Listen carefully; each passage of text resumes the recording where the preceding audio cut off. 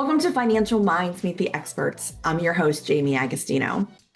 Financial elder abuse is one of the fastest growing forms of elder mistreatment, affecting millions of older adults each year. Credit unions play a vital role in recognizing the warning signs, protecting these vulnerable members, and helping safeguard their financial well-being. Joining me today is one of our favorite returning guests on this subject, Cindy Hagan, VP of Compliance and Fraud with Vizzo Financial. But before we get started, Cindy, I've been asking our guests some crazy questions to get to know them a little better. So here's my question for you. If you Okay. have dinner with any fictional character, who would it be? Oh boy. A fictional character. I'd have dinner with Dr. Seuss. Ooh, that's a good Maybe some green eggs and ham as a one. Green eggs and ham. All right. Well, maybe we should start talking about the actual subject that everyone's tuned in for. But I appreciate that because I think that's great to get to know each other a little deeper. I think my fictional character might be Mary Poppins, and that goes back into childhood. Oh, me too. Yeah. So that's a favorite of mine. But let's talk about financial elder abuse. I know this is a topic that's very near and dear to your heart. You talk about it a lot. You do education on it. So elder financial abuse has been called the crime of the 21st century. Studies estimate billions are stolen from seniors annually. And I guess technically that's only what gets reported.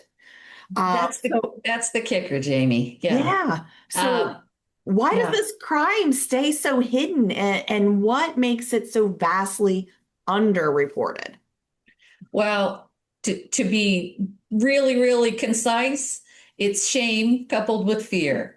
They're embarrassed that this has happened to them.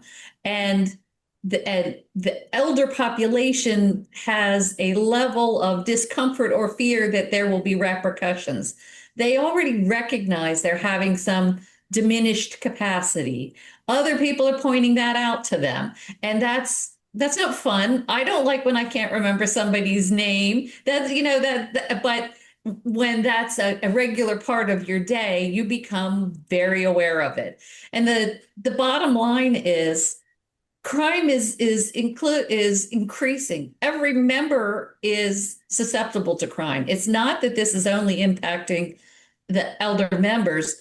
The problem is that it is impacting them differently. So the FBI has the Internet Crime Complaint Center. So that's crime that is reported to the FBI. So in 2025, this was a statistic I had pulled up because I knew we were going to be talking about this today.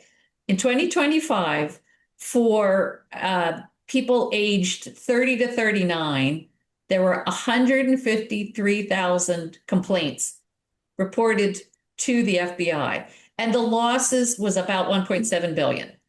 Okay. Of people 60 and over. So a broader category, there were 200,000 reports, but it was $7.7 billion in loss. Generally speaking, younger people are being victimized more often, but they're not losing a lot of money. They're ordering something off TikTok, and they're getting scammed that way. The significant losses are happening to the elder population, and Yeah. the problem is that ability to come up with funds to make that up when they're gone. The impact on that long term for older members. Yeah, because they're on their retirement income. Exactly. And this could be hitting their 401ks and other retirement, accounts and things like that. So, we often picture financial abuse as an outside scammer, but the reality is that the perpetrator frequently includes family members, caregivers, people the senior trusts completely. How does that complicate the credit union's ability to intervene? It does complicate things because the the greatest amount of financial abuse does come from not some guy in his basement or some scammer in a foreign country. It is somebody that the elder knows. It's a child who says, well, the money's coming to me anyway, and I really need it right now. Or a caregiver who realizes that the member maybe doesn't have a firm grasp on their finances and wouldn't miss the $20 out of the wallet, or wouldn't notice the money being taken out of the account because they don't carefully reconcile a ledger anymore. Those things are happening regularly. And sadly, there are instances where employees at credit unions have that same kind of insight. They know a member who doesn't get a statement anymore and doesn't really use their account very much, and unfortunately feel like that's an access point. Typically, these folks see the vulnerable member as a kind of an easy access. They feel like this money is either available to them and that the member maybe isn't going to be impacted by it or isn't going to notice it. And they feel that this is an easy access point. I saw a comment that vulnerability to financial exploitation increases as financial capacity decreases. So it's not that they're more vulnerable. It's that there are more vulnerable points for an elder member, whether it's technology that they're confused by, or whether it's memory loss, or even the ability to make sound judgments and to say, that doesn't seem right, or I don't even have an account at that institution. Why would somebody say my account had been compromised and they need my information? I don't bank there.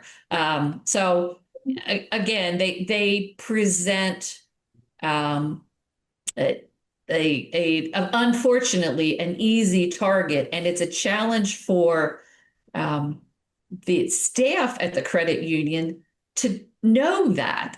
I've walked in with the member walks in with their daughter, or with the person who brings them to the credit union every week, or the person who's accessing it is POIA on the account, or there are reasons when this looks like legitimate transactional activity.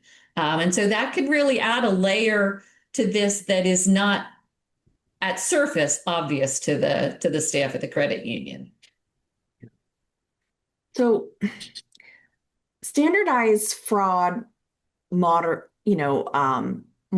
flags, unusual transactions, but elder financial abuse is different, as you're saying. The transactions often look legitimate because someone with authorized access is making them. So how does a credit union then train staff to spot elder abuse that doesn't look like traditional fraud?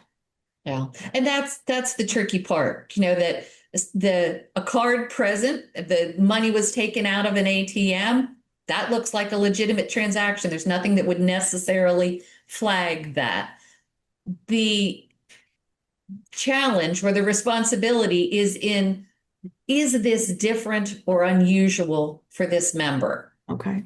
If this member has never sent a wire, this member suddenly comes in and wants to purchase cryptocurrency, if this member is just getting a new ATM card that they don't seem to even be aware of, and there are regular withdrawals at odd times or odd locations, or charges in the account that just don't make sense, I feel strongly that we have a responsibility to look at that and to understand that, and use some of that healthy skepticism to say, why would they be doing that? What has prompted that activity? And are they doing that on their own behalf and under their own understanding of? Now, it's a fine line because technically speaking, I am considered an elder member of my credit union. So in theory, now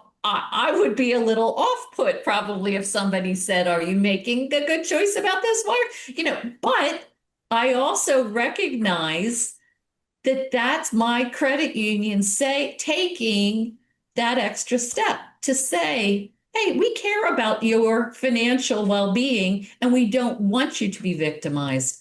We understand that if you send this wire, the chances of recouping those funds are pretty close to zero. So we want to have that conversation with you. We want to, and it doesn't need to be direct or make the member defensive, but we have that obligation to ask some probing questions, to maybe look at the big picture and say, does this make sense for this member?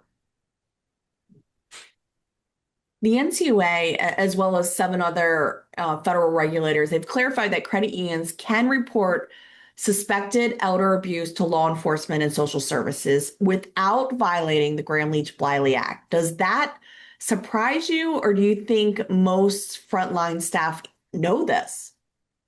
I would be willing to guess that a lot of staff are completely unaware of that. Okay. That's often a roadblock that people will mention is, well, we can't, what do we do? We really firmly believe that this member is a victim of a scam, is being taken advantage of, that there's some kind of something going on. But we contacted Adult Protective Services and nothing happened. It's still going on. So having that awareness is certainly important. The Senior Safe Act gives some real specific guidance around this. It is not carte blanche. You don't just get to call anybody and discuss anything. There are still restrictions, and an important part of that is training, to be able to understand, first of all, how to identify it and then how to appropriately report it. But we do have that ability to be able to be proactive with our members to try and protect them financially if they are unable or unwilling to recognize that they are being taken advantage of. All right. So more than 20 states now have laws requiring financial institutions to report suspected elder financial exploitation, with penalties up to $5,000 for failure to act. How should credit unions be thinking about mandatory reporting obligations? Well, if you haven't done it already, I'd encourage anybody listening to say, do we have a policy about this?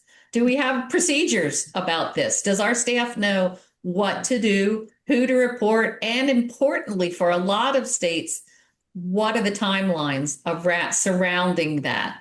Because you don't want to put your institution in a spot of saying, well, we've been talking about that and we've felt odd and something felt off about this for a little while now.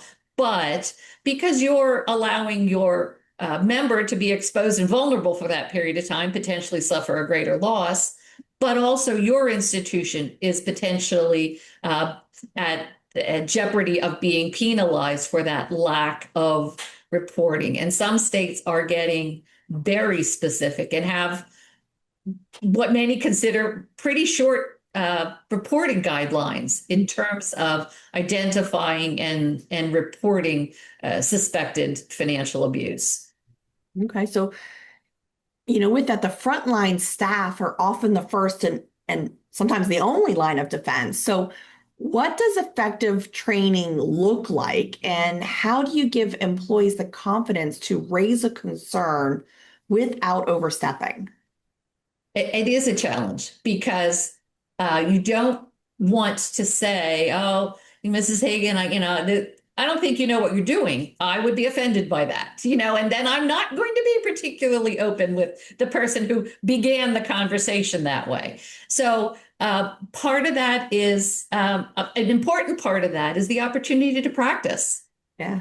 Role play, take a staff meeting, talk about this topic, do some role play. It's always fascinating to me to listen to other people handle all kinds of different scenarios and take something away from that and go, oh, I love the way they phrased that. It made the person less defensive, or it felt more like, hey, I'm just worried about you. I'm not, this is my concern. However, sometimes your members are there with the very person who is creating the problem.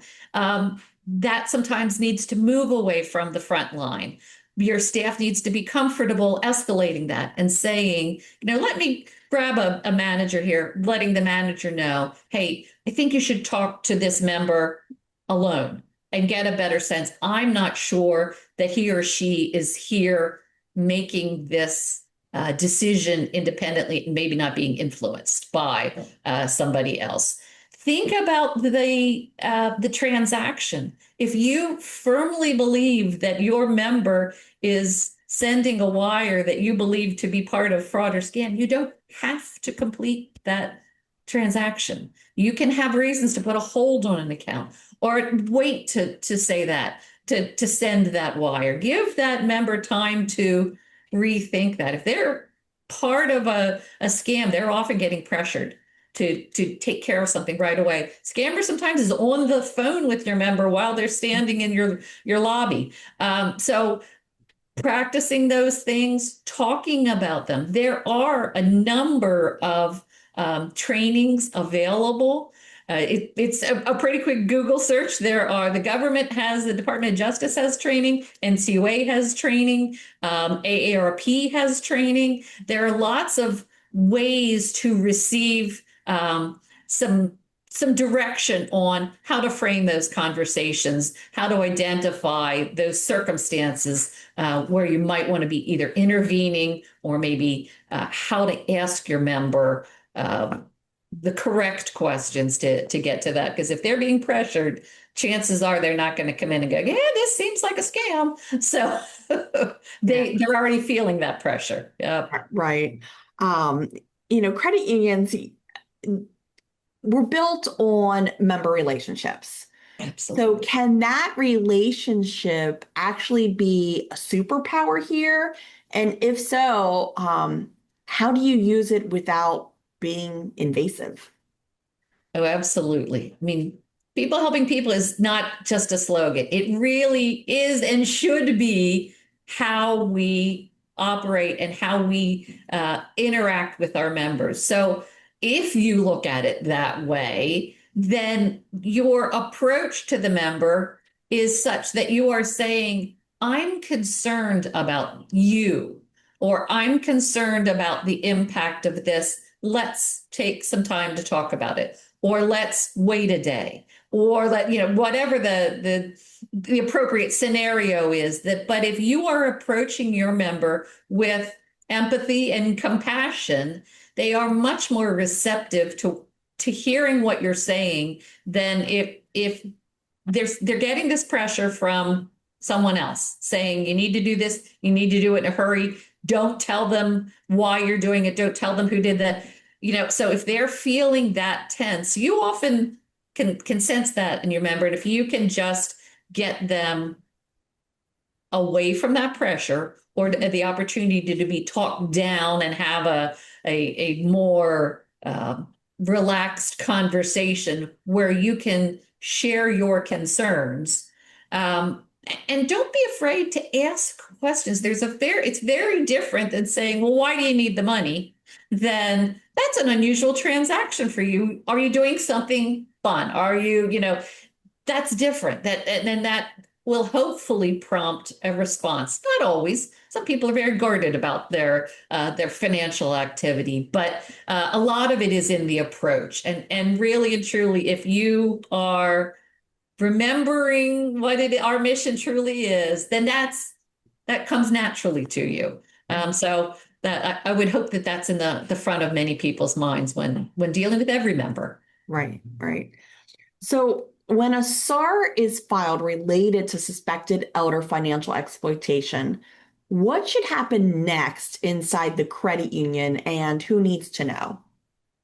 Well, SARs related to elder financial abuse. So like every other SAR, and the fewer people that know, the better it is. I always tell people, if you don't know I filed a SAR, you cannot possibly inadvertently disclose the existence of a SAR, which we all know is a big deal. It's a very confidential form. So there are times when that's the appropriate next step, that you would be reporting that. It should remain with the individual or team at your credit union who handles any SAR reporting. If you've got a SAR committee, it certainly gets discussed there.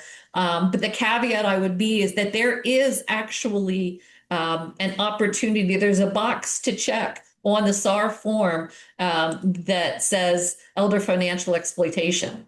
So be sure that you are including that. Be sure that some form of that appears in your narrative, because SAR forms, when submitted, go to regional SAR committees and they get sorted on all kinds of different reasons. So if you've checked the box to say elder financial exploitation, the folks looking at that will look at that differently than a counterfeit check. They are looking at that through a different lens. But be sure it's in your narrative, so that if twice is better than none, or than just once. But if you inadvertently forget to check that box, for those of you filing SARs, I think it's in part 2 where you get to choose things like check fraud, or not giving appropriate identification, or avoiding things. So there are lots of options there for checking out. But there is actually a box for elder financial exploitation. So please use it when appropriate. Okay. So if a credit union leader is listening to this episode, and they're walking away and did just one thing to protect their older members, what would you tell them to do first? I ask them to take seriously the need for your staff to be trained, to be able to identify a situation or a scenario, if you're right on the teller line, that should give you pause. If you're the person doing transactional activity review, does this make sense for this member? Not just, cash activity. Okay, they did some cash withdrawals. That's not unusual, in our member population. But does it make sense for this individual or this particular peer group? So that training, I would really encourage that elder financial exploitation is on your radar. Certainly, every member is a potential victim to a scam or fraud, and we want to do our very best to eliminate that whenever possible, or to help them avoid that. So training and information to members is important, but I think scammers find the vulnerable points. So you can talk about it ad nauseum to your members, but a good scammer is still either going to take the time to do it or find exactly the right button to push to get them to act. So it's incumbent upon the staff, whether frontline or back office, to be able to care about that population and any vulnerable members on your in your membership that might be being taken advantage of in some way, and to recognize that potential and act on that to try and protect your member. Okay. Well, Cindy, thank you. And as we all can see, preventing financial elder abuse requires awareness, passion, and action. By staying informed and working together, credit unions can help protect older adults, preserving their financial independence and strengthening a trust that is at the heart of every member relationship.